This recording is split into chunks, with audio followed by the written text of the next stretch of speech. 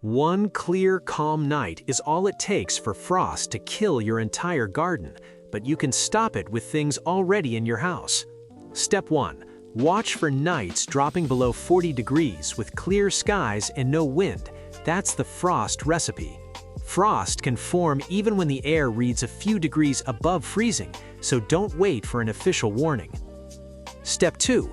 In the afternoon before a frost night, water your garden bed deeply. Moist soil absorbs and holds heat far better than dry soil, releasing warmth around your plants after dark. Step 3.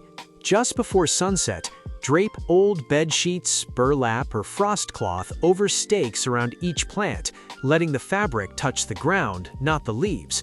Trapped ground heat keeps the air underneath several degrees warmer all night.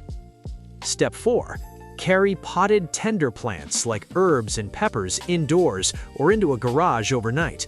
Even an unheated shed blocks the frost that settles on exposed leaves outdoors. Step 5. Pile a thick layer of straw or dry leaves around the base of each plant.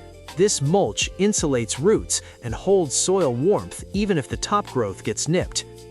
Pro tip: pull covers off first thing in the morning once temps climb back above freezing. Condensation trapped under plastic left too long can rot leaves just like the frost would. What's your go-to frost-saving trick? Comment below. Follow Sikho for more. Visit Sikho.ai.